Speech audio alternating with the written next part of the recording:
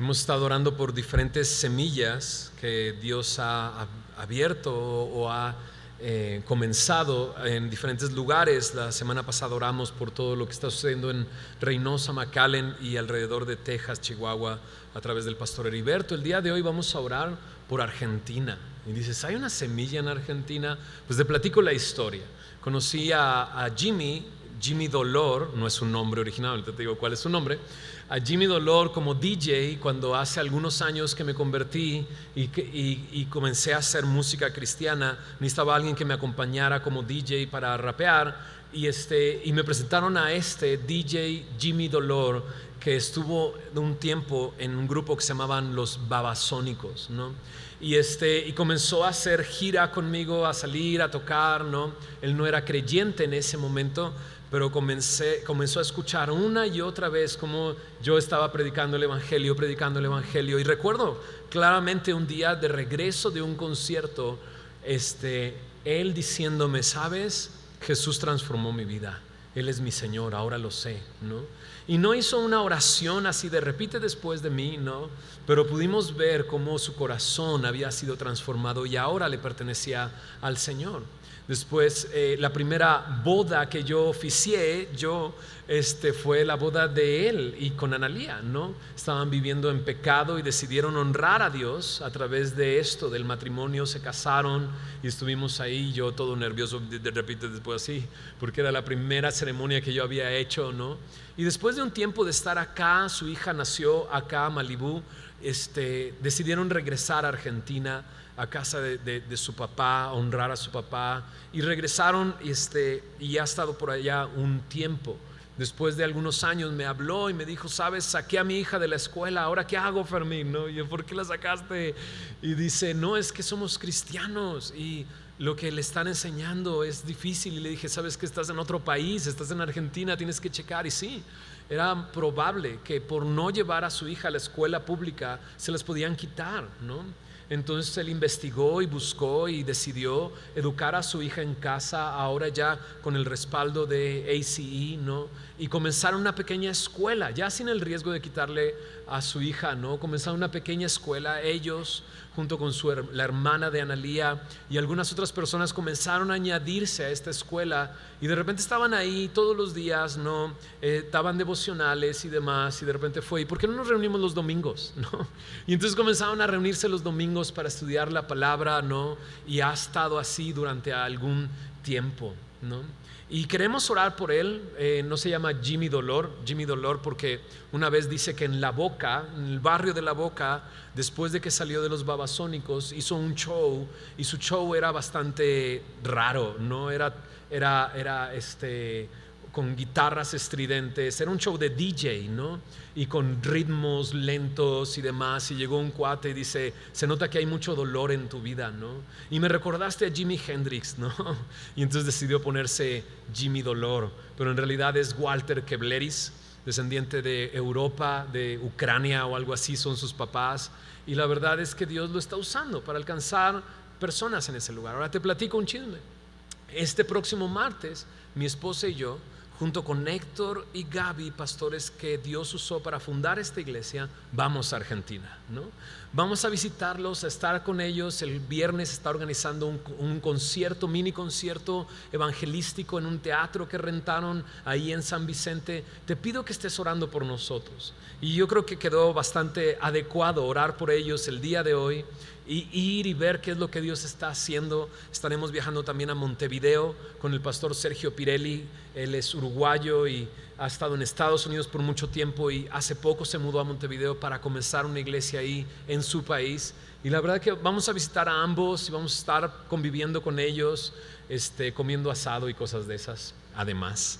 Entonces ora por nosotros, por esto, y oremos por Jimmy, ¿no? Por Jimmy Dolor. Mi pastor, cuando supo la historia de Jimmy Dolor, ¿no? Él dijo, no, ya no eres Jimmy Dolor, tú ahora eres Jimmy Amore, ¿no? Y así se le quedó, ahora es Jimmy Amore. Oramos por ellos y oramos por las mujeres que estuvieron en el retiro durante este fin de semana. Señor, gracias por ser tan fiel, gracias por tu amor, Señor, y gracias por la obra que tú estás haciendo, Señor. Gracias por esta pequeña obra, Señor, que ahí en San Vicente, en Argentina, Señor, tú estás comenzando, Señor. Gracias por mover el corazón de Carlos, de Walter, Señor, para comenzar a enseñar tu palabra, Señor, a su familia y hacerse responsable de esa tarea, Señor. Yo te ruego, Señor, que tú le sigas edificando, Señor, le llenes de tu espíritu, Señor, y sigas usándole, Señor, en su casa y con las personas que están a su alrededor, Señor. Y gracias por este paso de fe que han dado, Señor, de comenzar los domingos, Señor. Te rogamos, Señor, que seas tú el que dirija, Señor, que seas tú el que edifique esa iglesia, Señor, y que seas tú el que sea glorificado, Señor, en esa región, Señor. Yo sé que en Argentina ahorita es un momento muy difícil, Señor, en el país, Señor.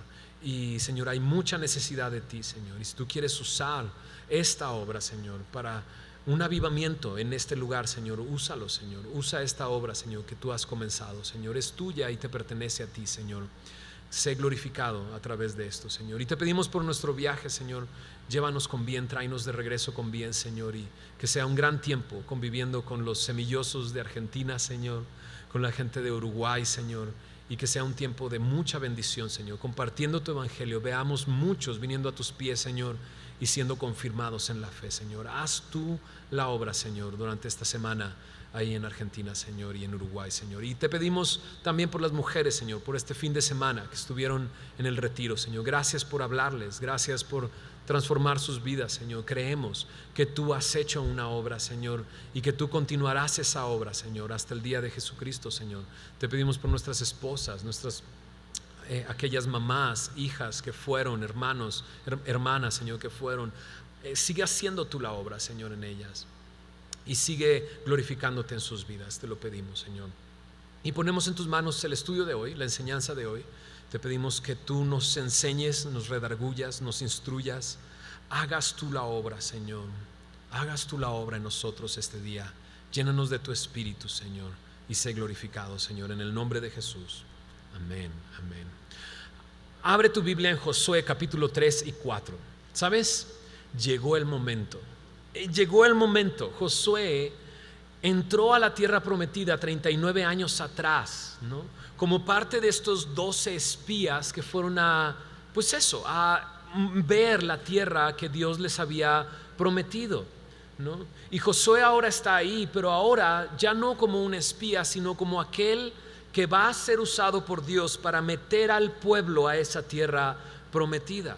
Solamente él y Caleb son los únicos que habían entrado hasta hace 3 días. Recuerdas que 2 espías entraron a Jericó, ¿no? y a espiar Jericó, y regresaron con una gran noticia. Ellos dijeron en Josué 2:24 a Josué: Jehová ha entregado toda la tierra en nuestras manos. Él ya la ha entregado. Y así es el mismo reporte que Josué y Caleb dieron 39 años atrás, pero por incredulidad el pueblo no entró, porque no creyó las promesas de Dios. Y como Dios le había dado esa promesa muchos años atrás a Abraham, él fue el primero que escuchó esa promesa acerca de esa tierra. Tendríamos que ir hasta Génesis capítulo 12, versículo 3, más de 400 años atrás, para ver cómo Dios le habló a Abraham. Y le dijo estas palabras, Génesis 12:1: vete de tu tierra y de tu parentela y de la casa de tu padre a la tierra que te mostraré. En el versículo 2 dice: y haré de ti una nación grande y te bendeciré. Sí, Dios le había prometido una tierra, y esa tierra Dios se la iba a mostrar cuando llegara a ese lugar. Pero Abraham no tenía hijos, ¿no? Y Dios le promete también hacer una gran nación a partir de él. Y ahora llegó el momento. Están frente al río Jordán, frente a la ciudad de Jericó, a punto de entrar a esta tierra. Es el momento de adueñarse de la promesa que Dios le había dado a Abraham. En Génesis 12, verso 7, cuando por fin llega Abraham a esta tierra, Dios le dice: a tu descendencia daré esta tierra que estás pisando, se la daré a tu descendencia. No solamente él escuchó de esa promesa, su hijo Isaac, su nieto Jacob escucharon acerca de esta promesa de darles Dios esta tierra. Incluso Moisés, cuando fue llamado por Dios en esa zarza ardiendo en Éxodo capítulo 3, en el versículo 7 y 8, le expresa eso. cómo Dios quiere sacarlos de la esclavitud de Egipto para llevarlos a una tierra. Mira lo que dice en Éxodo 3, versículo 7. Dijo Jehová: bien he visto la aflicción de mi pueblo que está en Egipto. He oído su clamor a causa de sus exactores, pues he conocido sus angustias. He descendido, miren lo que dice, para librarlos de mano de los egipcios, sacarlos de aquella tierra a una tierra, ¿qué dice? Buena y ancha, a tierra que fluye leche y miel. Moisés escuchó acerca de esta tierra y es Dios que lo envía de regreso a Egipto para ser usado por Dios y sacar a ese pueblo de Egipto y llevarlo a la tierra prometida. Mas Moisés no entró a la tierra prometida. Ahora es Josué el que está frente al pueblo de Israel a punto de entrar. ¿Qué pasó con Moisés? En Deuteronomio capítulo 34, versículo 1 al 4, si das una vuelta hacia atrás en tu Biblia, ¿no? Una hoja hacia atrás, me dice en Deuteronomio 34, 1: subió Moisés de los campos de Moab al monte Nebo, a la cumbre del Pisga, que está enfrente de Jericó. Y le mostró Jehová toda la tierra de Galaad hasta Dan, todo Neftalí, y la tierra de Efraín y de Manasés, toda la tierra de Judá hasta el mar occidental, un lugar donde se podía apreciar toda la tierra. Y entonces Dios le dice de esta manera: esta es la tierra que juré a Abraham, a Isaac y a Jacob, diciendo: a tu descendencia la daré.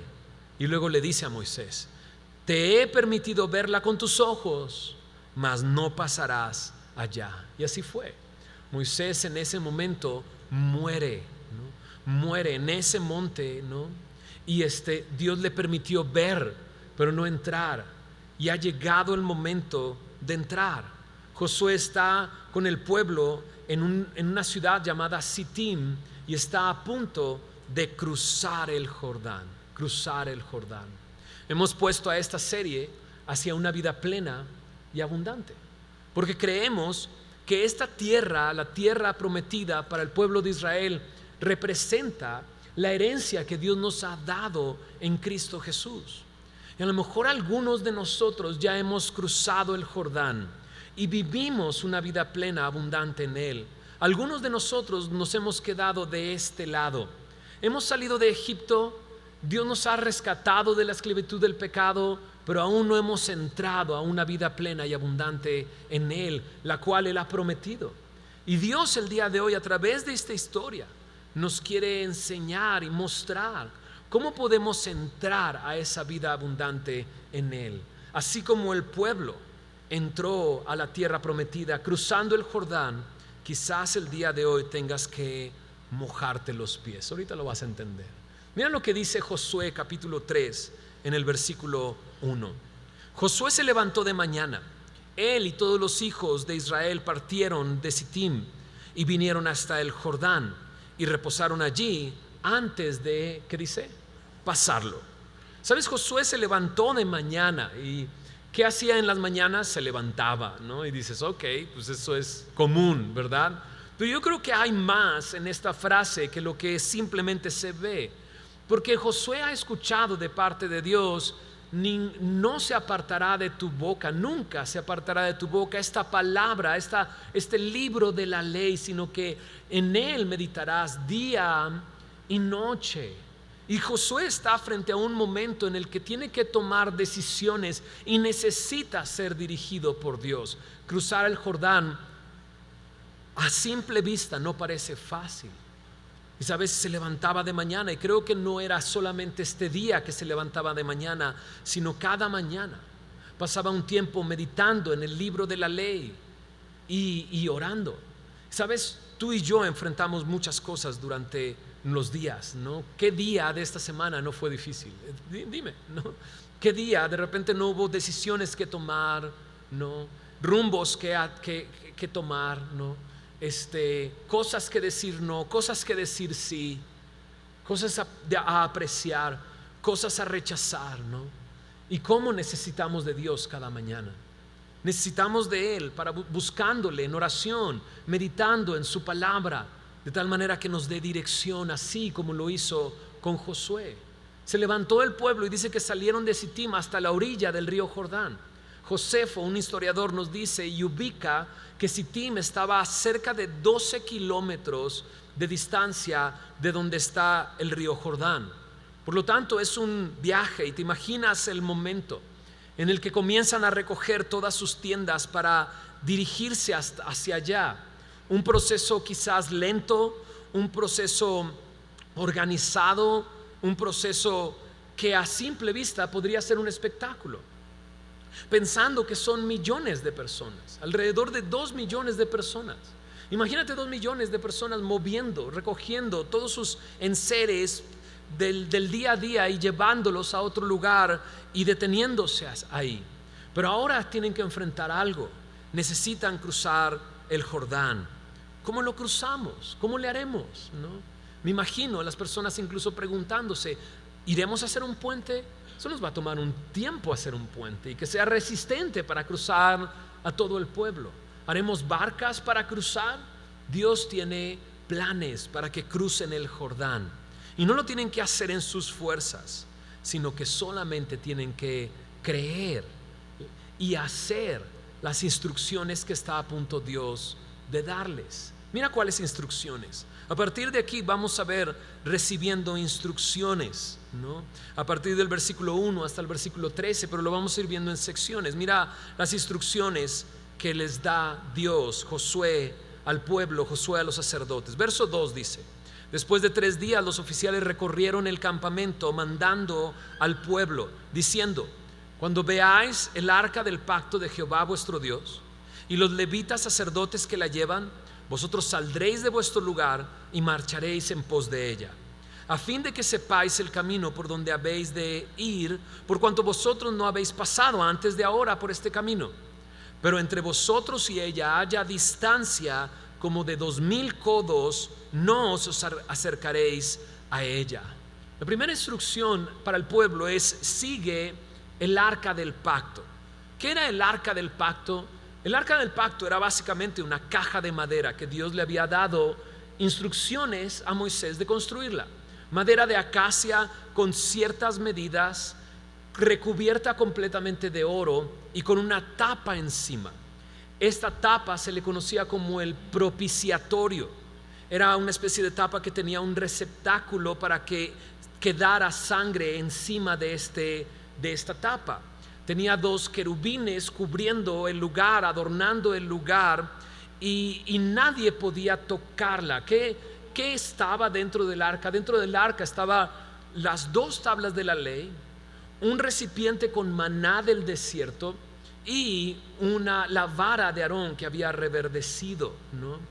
Y Dios había hablado de que encima de ese propiciatorio Dios estaría ahí hablándole al pueblo. El arca del pacto tenía incluso unos aros alrededor con el fin de que varas de madera varas de madera de acacia, también recubiertas de oro, atravesaran esos aros y de esa manera podrían cargarla en sus hombros los sacerdotes. Nadie podía tocarla. Representaba la presencia de Dios, el Dios justo, porque allí estaba la ley, pero el Dios misericordioso que permitía que sangre de un cordero una vez al año cubriera la ley. ¿Por qué? Porque el hombre no puede cumplir la ley y necesita a alguien morir en su lugar, y cada año un cordero sin mancha, limpio, tenía que ser sacrificado y su sangre cubrir el propiciatorio, el lugar donde Dios cubría el pecado de este pueblo. Esta arca estaba dentro del lugar santísimo. El lugar santísimo, solamente una vez el sumo sacerdote entraba a este lugar. Por lo tanto, verla salir del tabernáculo y ir hacia el río Jordán y seguirla debe haber sido un espectáculo para todo el pueblo, impresionante. Y les dice: saben, ustedes seguirán el arca del pacto.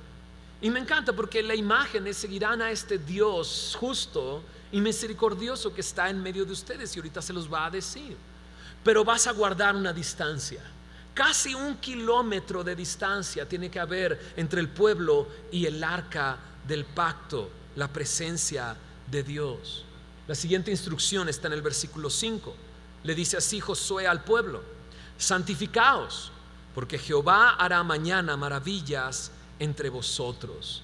Esta es una instrucción que contiene una promesa: verás maravillas. Pero pareciera así que dice: límpiate para que veas, pero creo que no es así, sino más bien límpiate porque verás. Y es muy distinto. La santificación proviene de Dios, no es algo que yo pueda hacer, pero sí es un momento en el que ellos tienen que hacer algo. ¿Sabes? Moisés llegó un momento en que Dios le pidió santificar al pueblo también, y ellos se deshicieron de sus ídolos, de sus dioses, los sacaron fuera, se lavaron. Y es esta representación de: va a comenzar una etapa nueva y voy a comenzar en ceros, por así decirlo. Santifícate porque mañana verás maravillas. Dios hará maravillas entre vosotros. Qué interesante, qué impresionante. Están a punto de entrar a una nueva etapa, entrar a la tierra prometida. Las instrucciones continúan ahora por los sacerdotes. Verso 6: y habló Josué a los sacerdotes diciendo: tomad el arca del pacto, pasad delante del pueblo. Y ellos tomaron el arca del pacto y fueron delante del pueblo. Entonces Jehová dijo a Moisés: desde este día comenzaré a engrandecerte delante de los ojos de todo Israel, para que entiendan que como estuve con Moisés, así estaré contigo. Tú pues mandarás a los sacerdotes que llevan el arca del pacto, diciendo: cuando hayáis entrado hasta el borde del agua del Jordán, pararéis en el Jordán. Las instrucciones para los sacerdotes son estas: tomar el arca, ir delante del pueblo y llegar hasta el borde del agua del Jordán y ahí detenerse. Esas eran las instrucciones para el sacerdote. ¿Y qué va a hacer eso? ¿No? O sea, ¿qué podría lograrse con eso? ¿Qué va a pasar? Aún seguimos sin instrucciones de cómo cruzar el Jordán, sino solamente son instrucciones de cómo moverse para llegar a la orilla del río Jordán. Veamos el verso 8 verso 9 al 13. Esas son las instrucciones a los hijos de Israel. Dice ahí en el verso 9: y Josué dijo a los hijos de Israel: acercaos y escuchad las palabras de Jehová vuestro Dios. Añadió Josué: en esto conoceréis que el Dios viviente está en medio de vosotros, y que Él echará de delante de vosotros al cananeo, al eteo, al heveo, al fereceo, al jerjeseo, al amorreo y al jebuseo, y como dicen algunos, y al más feo también, ¿no? Dice: en esto conocerás que Dios está entre ustedes. El Dios que vive está entre ustedes. Y continúa diciendo: he aquí el arca del pacto del Señor de toda la tierra pasará delante de vosotros en medio del Jordán. Tomad pues ahora 12 hombres de las tribus de Israel, uno de cada tribu, y cuando las plantas de los pies de los sacerdotes que llevan el arca de Jehová, Señor de toda la tierra, se asienten en las aguas del Jordán, las aguas del Jordán se dividirán, porque las aguas que vienen de arriba se detendrán en un montón. Josué dice: esta es la palabra de Dios. Ven y escucha la palabra de Dios. Esto es lo que van a hacer. Ustedes van a seguir el arca, pero ustedes van a ver estas maravillas, que cuando los sacerdotes toquen el agua se va a detener como en un montón, como en una presa, por así decirlo. Se detendrán en un lugar, ¿no? Y entonces ven el milagro. Mira lo que dice en el versículo 14: y aconteció que cuando partió el pueblo de sus tiendas para pasar el Jordán, con los sacerdotes delante del pueblo llevando el arca del pacto, cuando los que llevaban el arca entraron en el Jordán y los pies de los sacerdotes que llevaban el arca fueron mojados a la orilla del agua, porque el Jordán suele desbordarse por todas sus orillas todo el tiempo de la siega, las aguas que venían de arriba se detuvieron como en un montón, bien lejos de la ciudad de Adam, que está al lado de Zaretán, y las que descendían al mar de Arabá, al mar salado, se acabaron y fueron divididas, y el pueblo pasó en dirección, dice, de Jericó. ¿Qué sucedió? Escucharon la palabra de Dios y lo llevaron a la práctica. ¿Sabes? Lo que veo aquí es sacerdotes que obedecieron lo que Dios les había mandado. O sea, por más ilógico que suceda, ¿qué puede pasar si toco el agua? El agua se detendrá. O sea, ¿cómo? ¿Se va a detener así nada más? Sí, se va a detener así nada más. Y sabes, obedientes fueron, pero escucha bien, tuvieron fe para creer que Dios haría esas cosas. Porque lo que están a punto de ver es un milagro, y lo vieron un milagro. Dios juntando las aguas, ellos creyendo, ¿sabes? Tuvieron fe para creer y luego vieron lo que Dios estaba haciendo. En este mundo muchas veces es al revés, te dicen ver para creer, ¿no? Si yo no veo, yo no creo. Pero en el mundo de Dios, en la palabra de Dios es al revés. Cree para que veas. Y aquí ellos están creyéndole a Dios y entonces pueden ver el milagro. Por más loco que suene, ¿cómo que el agua se va a detener en un montón? Pues sucedió. Y no solamente esta vez, sino si recuerdas, este pueblo salió de Egipto y se encerraron entre una pared y el mar Rojo. Y Dios les mostró su poder cuando Moisés, tocando con la vara de Dios el mar se partió en dos. Y el pueblo salió de Egipto por en medio del mar Rojo, en seco. Así también ahora están viendo lo mismo. ¿Sabes? Le creyeron a Dios. Pero creo definitivamente que esa fe viene por el oír. ¿Notaste eso? Vengan y escuchen la palabra de Jehová. Y su fe tomó lugar en su vida y provocó que obedecieran y entraran al agua.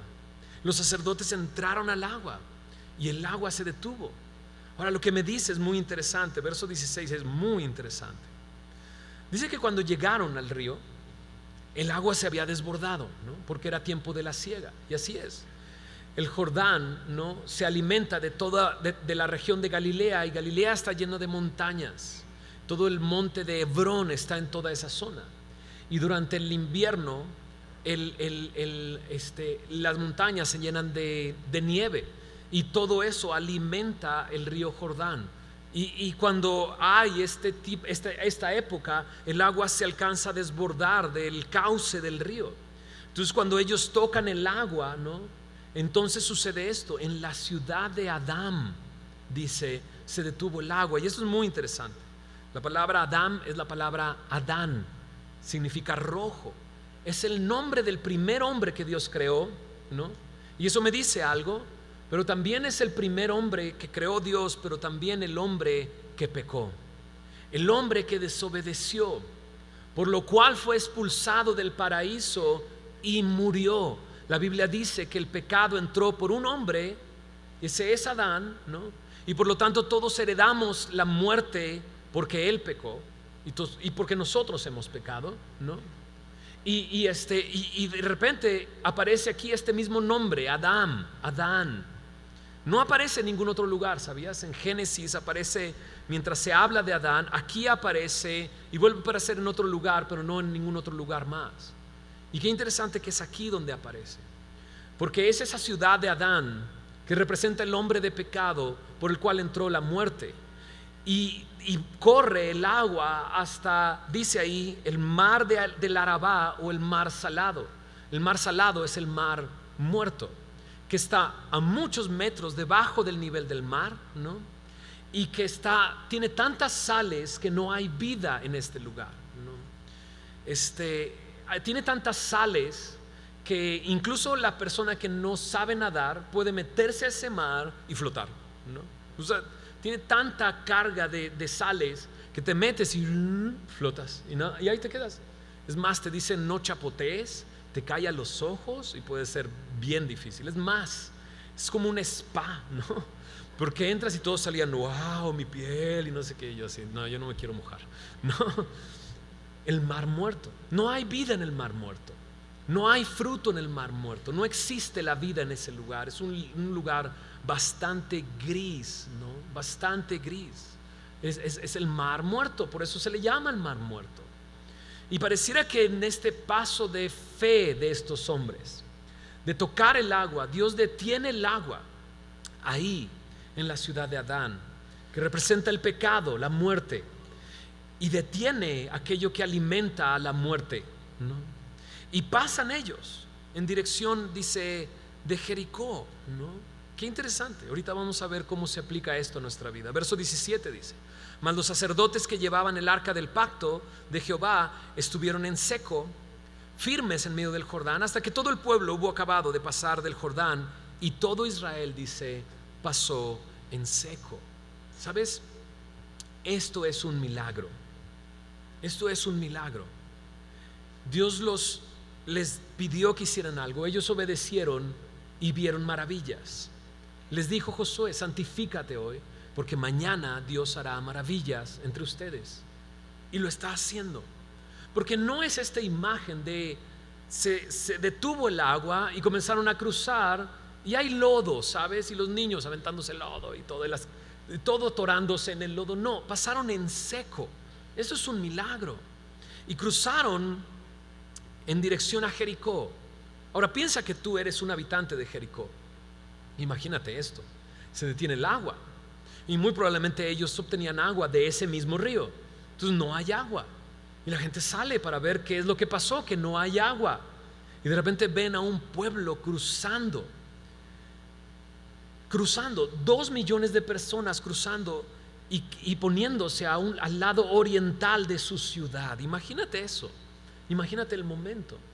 Pero mientras todo esto está pasando, hay más cosas sucediendo. Capítulo 4, mira lo que sucede. Entonces vimos cómo recibieron instrucciones, cómo vieron un milagro, pero mira cómo ahora Dios establece recordatorios de este milagro. Verso 1 del capítulo 4: cuando toda la gente hubo acabado de pasar el Jordán, Jehová habló a Josué diciendo: tomad del pueblo 12 hombres, uno de cada tribu, y mandadles diciendo: tomad de aquí, de en medio del Jordán, del lugar donde están firmes los pies de los sacerdotes, 12 piedras, las cuales pasaréis con vosotros, y levantadlas en el lugar donde habéis de pasar la noche. Entonces Josué llamó a los 12 hombres a los cuales él había designado de entre los hijos de Israel, uno de cada tribu, y les dijo Josué: pasad delante del arca de Jehová vuestro Dios a la mitad del Jordán, y cada uno de vosotros tome una piedra sobre su hombro, conforme al número de las tribus de los hijos de Israel, para que esto sea señal entre vosotros. Y cuando vuestros hijos pregunten a sus padres mañana diciendo: ¿qué significan estas piedras?, les responderéis que las aguas del Jordán fueron divididas delante del arca del pacto de Jehová cuando ella pasó el Jordán. Las aguas del Jordán se dividieron, y estas piedras servirán de monumento conmemorativo a los hijos de Israel para siempre. Y los hijos de Israel lo hicieron así, como Josué les mandó. Tomaron 12 piedras de en medio del Jordán, como Jehová lo había dicho a Josué, conforme al número de las tribus de los hijos de Israel, y las pasaron al lugar donde acamparon y las levantaron allí. Lo que Dios quiere establecer es un monumento conmemorativo de este suceso, de este momento. Y las instrucciones son muy simples, ¿sabes? Uno de cada tribu, y Josué ya había separado a uno de cada tribu. Y dice: tomen una piedra donde está el arca. Esos fueron los únicos que se acercaron hasta donde está el arca. Todo el pueblo pasó a 1 kilómetro del arca, pero ellos se acercaron a donde estaban firmes los pies de los sacerdotes. Tomaron piedras de a de veras, no piedritas, sino piedras que tenían que cargar sobre su hombro, con el fin de llevarlas al lugar donde iban a acampar esa noche, que era el lugar llamado Gilgal. Ahorita hablaremos de este lugar. Y lo iban a acomodar de cierta manera que se convirtiera en una señal, en un monumento.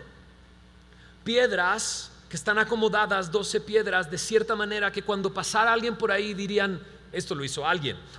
Se pusieron así con un propósito. ¿Qué significa? ¿Qué es? ¿Qué señala? ¿No?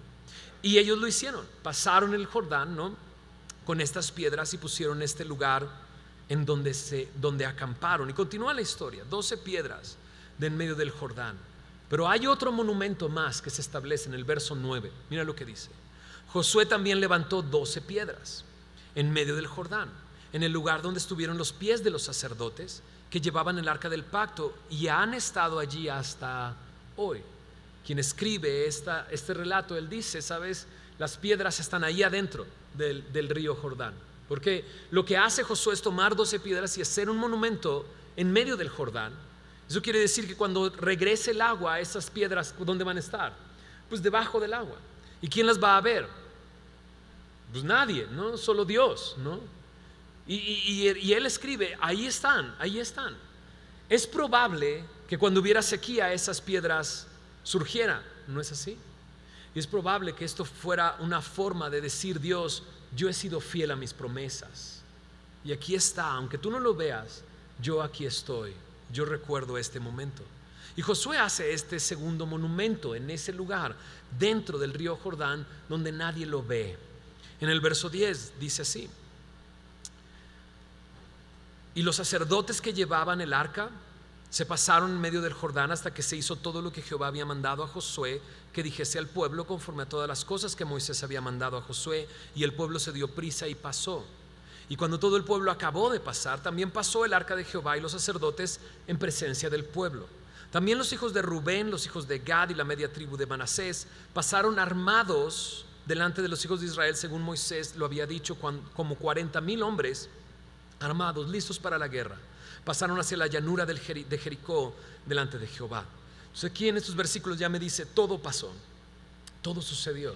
E incluso aquellos que prometieron ayudar a los hermanos a conquistar la tierra también pasaron, estos 40,000 hombres armados. Verso 14: en aquel día Jehová engrandeció a Josué a los ojos de todo Israel.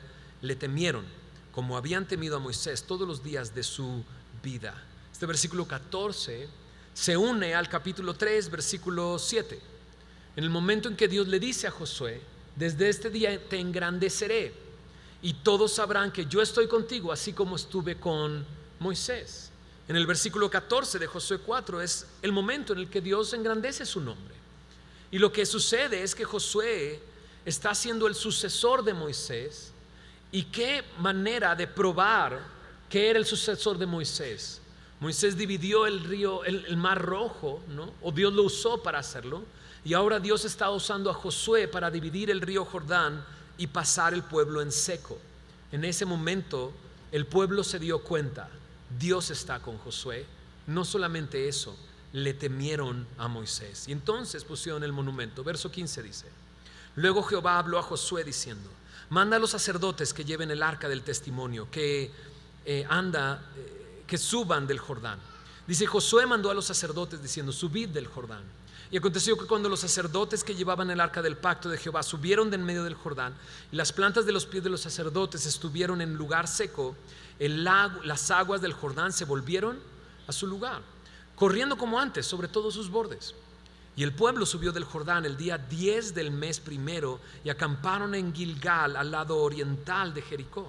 Y Josué erigió en Gilgal las 12 piedras que habían traído del Jordán, y habló a los hijos de Israel diciendo: cuando mañana preguntaren vuestros hijos a sus padres y dijeren: ¿qué significan estas piedras?, declararéis a vuestros hijos diciendo: Israel pasó en seco por este Jordán, porque Jehová vuestro Dios secó las aguas del Jordán delante de vosotros, hasta que habíais pasado, a la manera que Jehová vuestro Dios lo había hecho en el mar Rojo, el cual secó delante de nosotros hasta que pasamos, para que todos los pueblos de la tierra conozcan que la mano de Jehová es poderosa, para que temáis a Jehová vuestro Dios todos los días.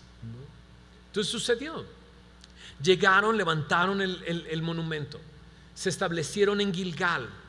Gilgal a partir de aquí se convertiría en un lugar estratégico para el pueblo de Israel, como una especie de campo de concentración de donde iban e invadían las diferentes ciudades. Pero también se convirtió en el lugar donde Samuel estaba como sacerdote y juez, juzgaba al pueblo desde Gilgal, hasta que el pueblo pidió un rey, y el rey Saúl gobernaba desde ese lugar, desde Gilgal. ¿Por qué? Porque no es hasta David que entra a Jerusalén y conquista Jerusalén y establece Jerusalén como la ciudad de David, la ciudad del Dios de Israel, y ahí se establece el templo. Después se convierte en los tiempos de los profetas en una ciudad donde había una escuela de profetas, donde se les enseñaba a los profetas. Pero no solamente eso, sino que al final de sus días Gilgal se convirtió en un lugar de adoración ilícita, de adoración a otros dioses, un lugar terrible, por así decirlo. Pero de repente llegan a este lugar y se establecen al oriente de Jericó. Imagínate a Jericó temblando, porque ahora el pueblo del Dios vivo cruzó el río Jordán. ¿Y cómo cruzaron? O sea, yo me imagino que si los veían acampar del otro lado, a la orilla del Jordán, dijeron, no, les va a tomar mucho tiempo cruzar. Son muchos, son mujeres, niños, es un pueblo entero, les va a costar mucho trabajo cruzar. Pero no es así. Cruzaron, es probable, en horas, ¿no?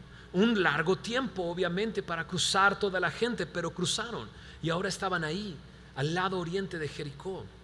Pero entonces Josué les dice: estas piedras, sus hijos les preguntarán qué significan, y ustedes les van a decir esto: el día que Dios secó el río Jordán, así como secó el mar Rojo.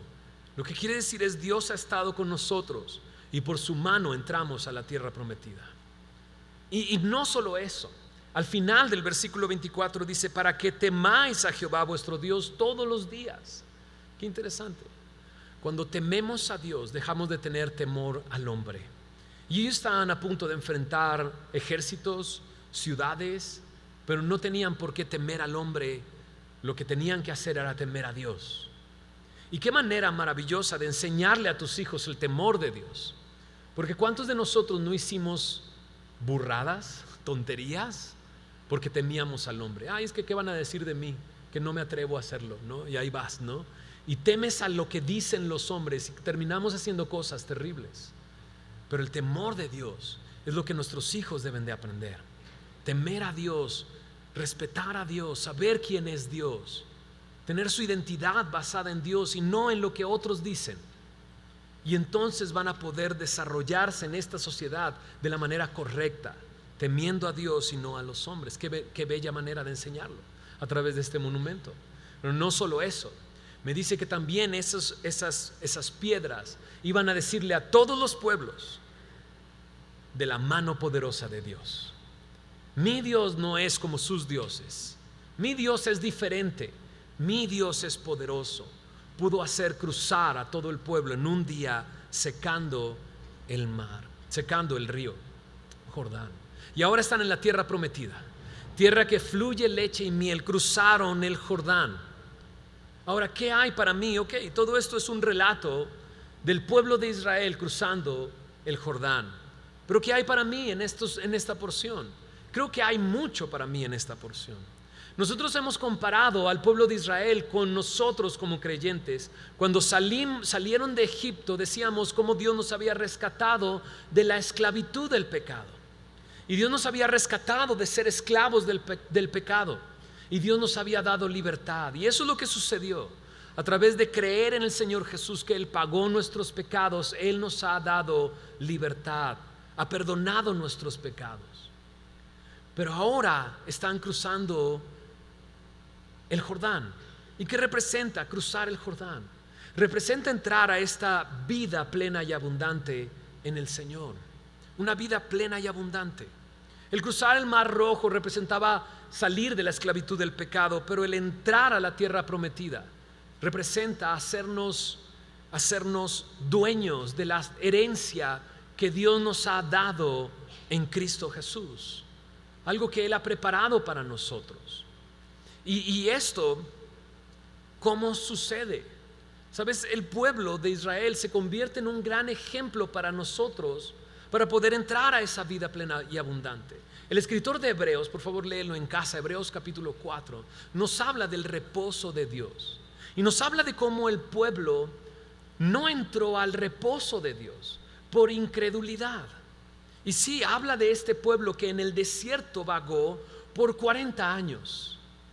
40 años atrás pudieron haber entrado a la tierra prometida, pero no creyeron y no entraron en su reposo, esta vida plena y abundante. Y quizás muchos de nosotros, aún creyendo en el Señor y sabiendo que somos libres de la esclavitud del pecado, vivimos una vida, ¿cómo podría decirle? ¿No? Una vida tropezada, una vida en la que todo el tiempo caemos, con hábitos que no podemos dejar. Y de repente una vida plena y abundante nos suena a algo imposible. ¿Cómo? Si todo el tiempo estoy luchando con esto. Además, le he pedido a Dios que me lo quite y no me lo quita. Y es culpa de Él. ¿Por qué no me lo quita? ¿No? Y no le creo al Señor. Y sabes, Dios ha preparado esa vida. Jesús dijo: el ladrón vino para robar, matar y destruir. Yo he venido para que tengan vida y vida en abundancia. ¿Será que Cristo estuviera mintiendo? ¿Será que Cristo nos dijo eso como para animarnos, acercarnos a Él, pero luego, bueno, no, para ti no es? No, Él nos ha dado una vida abundante. Él nos ha regalado esa vida abundante. Pero ¿cómo le hago? Necesitas cruzar el Jordán. Necesitas cruzar el Jordán. Del otro lado, Dios tiene preparadas cosas increíbles. Primera de Corintios, capítulo 2. Mira lo que dice Primera de Corintios, capítulo 2, verso 9. Dice: antes bien, como está escrito, cosas que ojo no vio, ni oído oyó, ni han subido en corazón de hombre, son las que Dios ha preparado para los que le aman. Yo leí ese versículo al principio de mi vida cristiana y dije: claro, en el cielo voy a ver cosas que nunca he visto. En el cielo voy a escuchar cosas que nunca he escuchado, y habrá en mi corazón cosas que nunca han subido a mi corazón. Pero sabes, un día entendí que mi eternidad no comienza cuando me muera.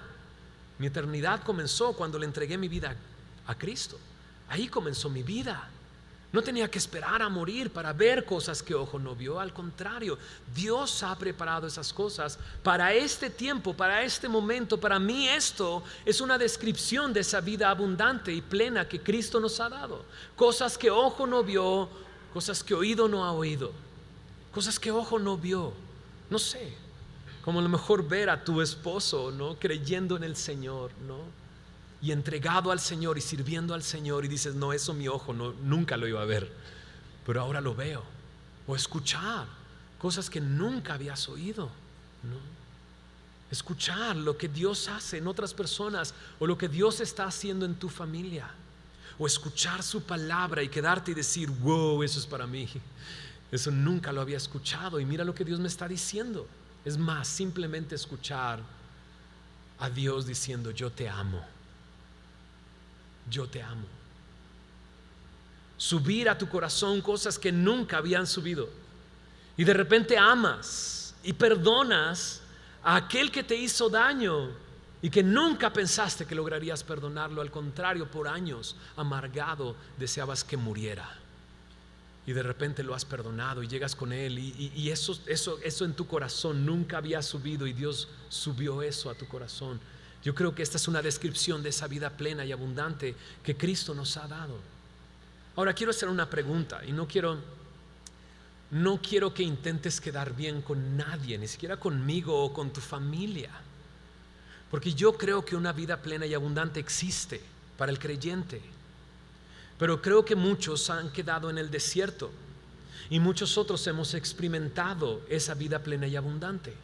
Y yo quiero preguntarte si tú experimentas esa vida plena y abundante, una vida en el Espíritu, una vida donde Dios te hace ver cosas que nunca habías visto, escuchar cosas que nunca habías escuchado, y pone en tu corazón hacer cosas que en tu naturaleza nunca hubieras hecho. ¿Has experimentado eso? Pon tu mano arriba. No me quedes bien conmigo ni nada, solo pon tu mano arriba si lo has vivido. Si no lo has vivido, deja en la mano. Ok, baja tu mano. Muy bien. Muchos nos quedamos con la mano abajo, ¿verdad? ¿Qué está pasando? ¿Será que para ellos sí les llegó y para mí no? ¿Será que el regalo era para ellos? ¿Será que me senté en la silla equivocada? No, cuando vine a la iglesia ese día debí de haberme sentado ahí donde está él, ¿no? ¿Será eso? ¿Sabes? No lo creo. Creo que Dios tiene una vida plena y abundante para ti y para mí, para todo creyente. Y lo que tienes que hacer es cruzar el río Jordán. Mira lo que dice en el versículo 10 de 1 Corintios 2. ¿Oíste lo que dice? Son las cosas que Dios ha preparado para los que le aman. Verso 10 dice: pero Dios nos las reveló a nosotros. ¿Por qué? Por el Espíritu. Porque el Espíritu todo lo escudriña, aún lo profundo de Dios. Es el Espíritu el que nos revela estas cosas. Él es el Espíritu el que nos revela que el reino de Dios no es comida ni bebida, no es aquí y ahora, no es cosas materiales, no son ritos que yo pueda hacer. El reino de Dios, dice en Romanos, es gozo, paz, justicia en el Espíritu. Es esta vida plena abundante en Él. Estaba haciendo un trabajo con mi hija de una exposición que tiene, que le tocó un rasgo de carácter que se llama confiable, y tiene que exponer acerca de eso, de cómo debemos de ser confiables, que lo que digamos que vamos a hacer, lo hagamos. Y de repente le estaba preguntando a ellas quién es confiable, ¿no? Y ellas dijeron Dios, ¿no? Y casi inmediatamente dijeron Dios, ¿no? Y dije, qué padre, ellas saben que Dios es confiable, que puedes confiar en Dios. Y sabes, eso es lo que Dios nos ha dicho. El reino de los cielos es para los niños, los que se acercan como niños, sabiendo que lo que Dios dijo que va a hacer, ¿qué? Lo hará. Sabiendo que la promesa de Dios es real, es verdadera, y lo único que tengo que hacer es adueñarme de ella y hacerla mía. Ahora, el pueblo escuchó una promesa. En el momento en que los pies de los sacerdotes toquen el agua, ¿qué va a pasar? El agua se detendrá. Mi mano poderosa estará en ese lugar. ¿Y qué hicieron? Creyeron, depositaron su fe en Él. Sabes, no entrar a la tierra prometida fue por incredulidad solamente. Y me hace pensar una cosa: ¿será que por incredulidad no estoy viviendo esa vida plena y abundante en Él? ¿Será que no he dado ese paso para decir, te voy a creer, Señor, voy a creer lo que dices? Mira, acompáñame a Romanos capítulo 6, porque esta es la descripción de lo que un creyente, una persona que ha sido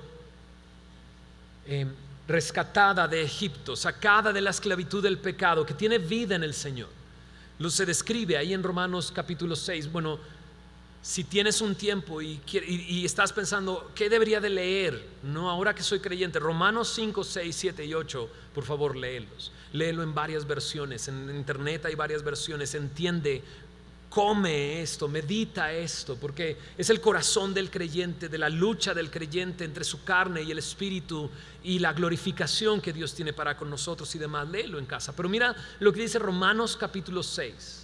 Romanos capítulo 6, verso 1 dice, ¿qué pues diremos? ¿Perseveraremos en el pecado para que la gracia abunde? El verso 2 contesta, en ninguna manera. Porque fue la gracia de Dios que nos sobreabundó cuando estábamos en pecado. Y cuando el pecado abundó, dice, sobreabundó la gracia. Y Pablo entonces pregunta, entonces, como sobreabundó la gracia, cuando abundó el pecado, ¿seguiremos en pecado para que abunde la gracia? Pues no, claro que no. Mira lo que dice en el verso 2 del capítulo 6. Porque los que hemos, ¿qué dice? Muerto al pecado, ¿cómo viviremos aún en él? ¿Cómo viviremos aún en él? Vivir en el pecado, cuando ya ha sido rescatado del pecado, es tratar de alimentar algo que está muerto. Es tratar de satisfacer algo que está muerto. Es por eso que cuando vivimos, cuando creemos y de repente coqueteamos con el pecado, caemos en pecado, nos tropezamos. ¿Te ha pasado que no te sabe igual? O sea, antes por lo menos lo disfrutabas, ¿no? Pecabas, lo disfrutabas, luego te deprimías totalmente, pero pecabas y lo disfrutabas, y ahora en Cristo pecas y dices, y te da asco, y te llegan temor en tu corazón y en tu mente, y dices, ¿será entonces que Cristo cambió mi vida o no la cambió? Y es porque estás tratando de satisfacer algo que está muerto, y no lo vas a poder satisfacer porque está muerto. Estás tratando de revivir, de sacar de la tumba algo que ya lleva tiempo en ese lugar. ¿Por qué es tan difícil la vida cristiana? Porque a lo mejor estoy tratando de arrastrar mi muerto por todos lados. Y nada más piénsalo así. Si de repente estás tratando de llevar tu carne a las cosas de ahora de Dios, y es como si trajeras un bulto muerto atrás de ti, jalándolo y arrastrándolo, claro que te vas a cansar, claro que no vas a poder, claro que es imposible. Señor, cruzar el Jordán y estar en esa tierra que fluye leche y miel es imposible. Pero hoy Dios te dice, es posible. Hoy Dios te dice, es posible. ¿Cómo es posible? Mira lo que dice ahí en el verso 3.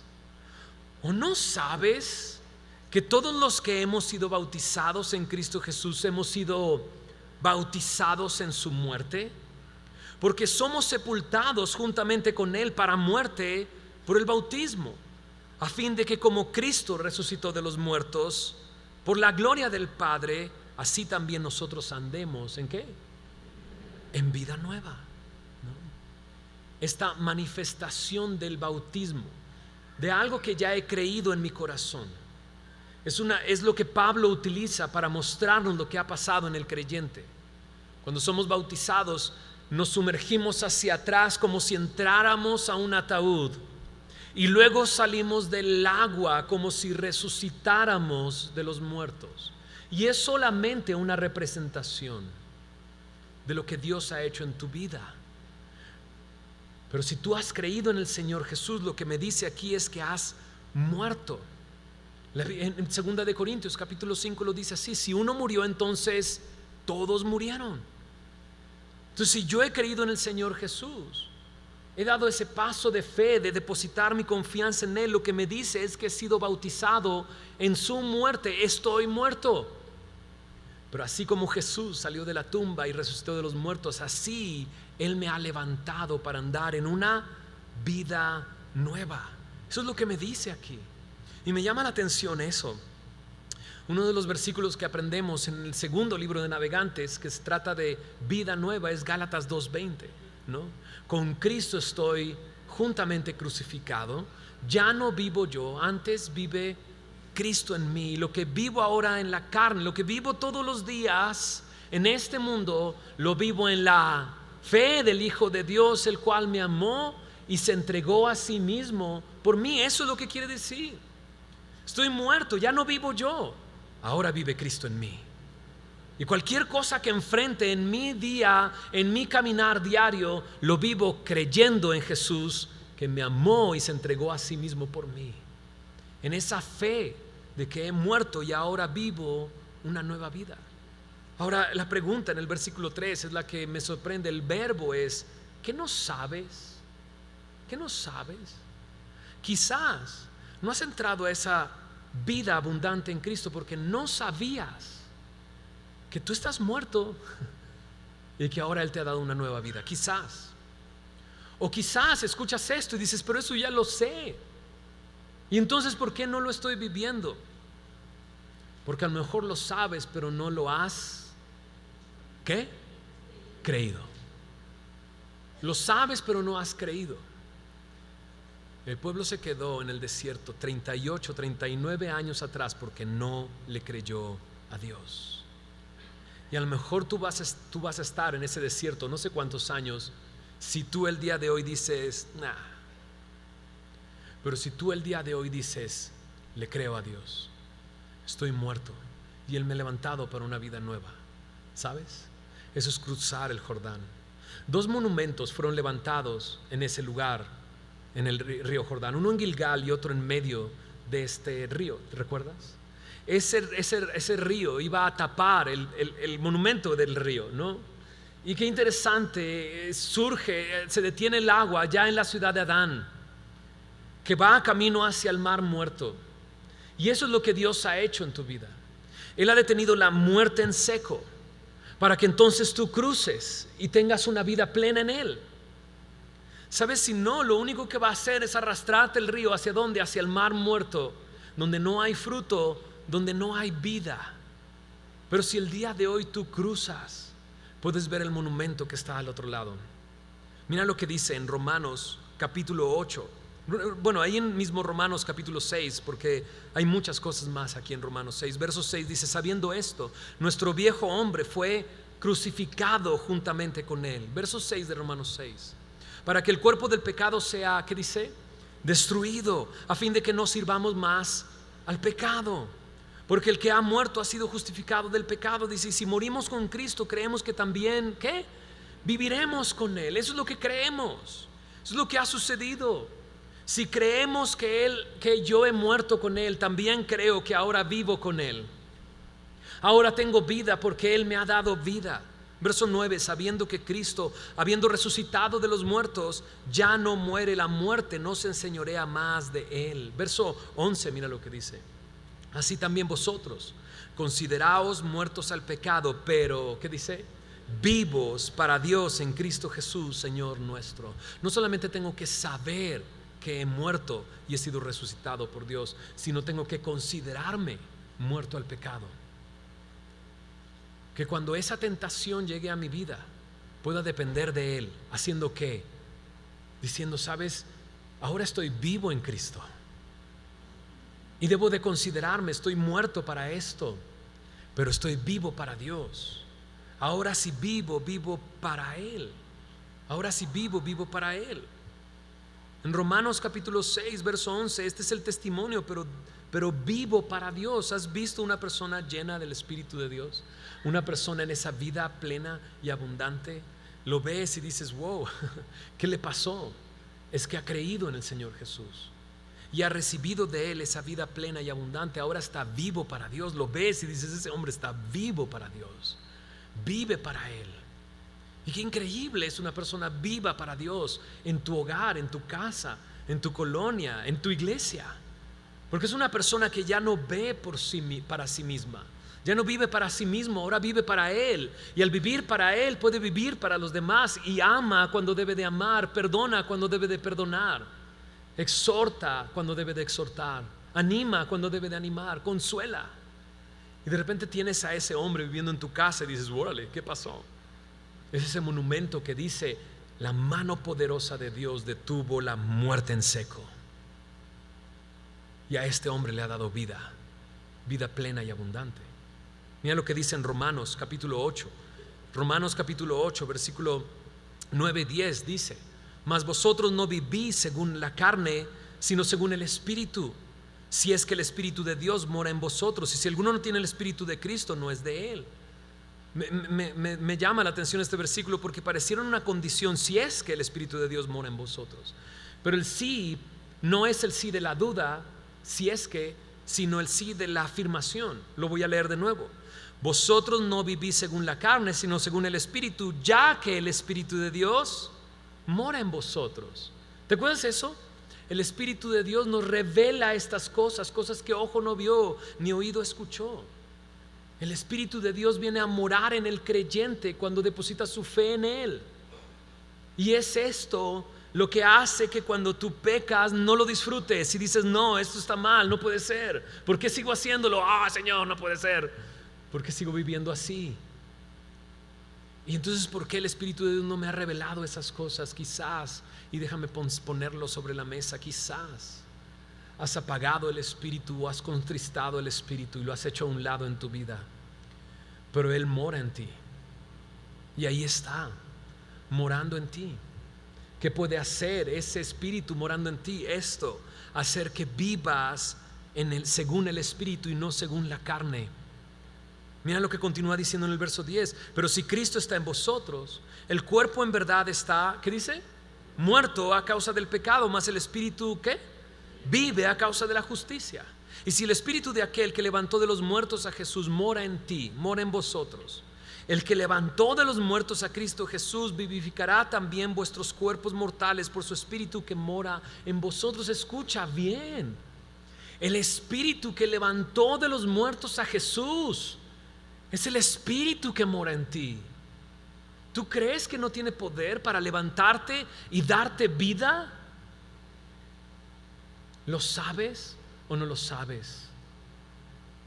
¿Lo crees o no lo crees?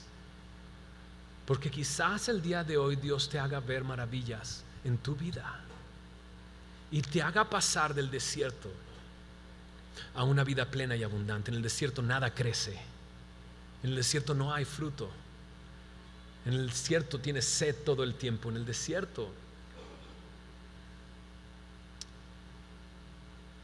Y Dios quiere darte una vida abundante en Él, en el Espíritu, que produzca fruto en Él. Ese mismo Espíritu que levantó de los muertos a Jesús es el que mora en ti y es el que puede vivificarte este día. ¿Entiendes lo que está diciendo? Qué impresionante. Verso 12 dice así: que deudores somos a la carne. ¿Le debes algo a la carne? ¿Ha hecho algo por ti como para vivir en la carne? ¿Te ha dado satisfacción? ¿Te ha servido de algo? ¿Te ha ayudado en tus relaciones con otras personas? ¿Le debes algo a la carne? No le debes nada a la carne. Somos deudores, pero no a la carne. Dice aquí, para que vivamos conforme a la carne. Esto es imposible, esto es ilógico. ¿Por qué voy a vivir en la carne si la carne lo único que me ha dado ha sido dolor y muerte? En el verso 13 dice, porque si vivís conforme a la carne, ¿qué vas a hacer? Vas a morir. Y eso es. Te sientes tan lejos de Dios. Te sientes tan apartado de Dios. Y vienes a la iglesia diciendo, ojalá Dios haga algo en mí hoy. Ojalá haga Dios algo en mí hoy. Si no hace algo hoy Dios en mí, yo creo que ya no regreso. Porque no hay nada que pueda hacer. No puedo con esto, no puedo con eso. Y a lo mejor estás el día de hoy así, sintiéndote así. Date cuenta que esa muerte, esa separación con Dios ha sido porque has vivido en la carne. Pero mira lo que dice: mas si por el Espíritu hacéis, ¿qué dice? Morir las obras de la carne, ¿qué va a pasar? Vas a vivir, vas a tener una vida plena y abundante. ¿Qué tienes que hacer? Creerle a Dios, mojarte los pies, dar ese paso y decir, Señor, lo creo, lo creo. Y a lo mejor hoy es el día en que necesitas ponerte de pie y decirle a Dios, hoy es el día, Señor, te voy a creer. No sabía esto, Señor, ahora lo sé y quiero creerlo. O a lo mejor le puedes decir, Señor, tantas veces he escuchado esto y ya lo sabía, pero no lo he creído, Señor, y hoy decido creer. A lo mejor hoy es el momento de ponerte de pie y decir, sabes, ya voy a hacer morir las obras de la carne por medio de tu Espíritu, Dios. Voy a reconocer que estoy crucificado contigo, Señor, que mi cuerpo de carne está en la tumba y que si estoy vivo es por ti y para ti. Mira lo que dice ahí en Romanos 8, verso 14: porque todos los que son guiados por el Espíritu de Dios, estos son los hijos de Dios. Pues no habéis recibido el espíritu, ¿qué dice? De esclavitud para estar otra vez en temor, sino que habéis recibido el espíritu de adopción, por el cual clamamos, Abba, Padre. ¿Sabes? Ese es el espíritu que has recibido, no un espíritu de esclavitud para andar todos los días en temor.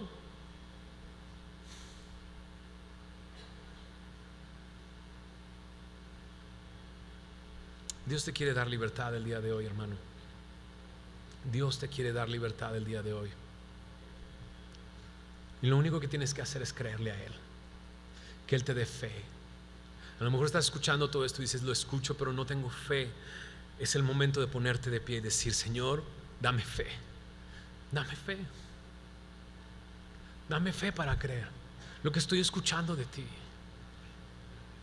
Dame fe para creer que tú tienes una vida plena, abundante en mí y para mí hoy. Porque si estás en un desierto no va a pasar nada. Vas a seguir viviendo igual. Vas a seguir sin fruto. Vas a seguir perdiéndote de las cosas que ojo no vio, ni oído ha escuchado, ni han subido al corazón del hombre. A lo mejor es momento de ponerte de pie y decirle, Señor, lo que he recibido es un espíritu de adopción, no un espíritu de esclavitud. Y es el momento de dejar que su espíritu comience a gobernar tu vida, empiece a tomar el control de tu vida y empieza a revelarte las cosas maravillosas que Él tiene para ti.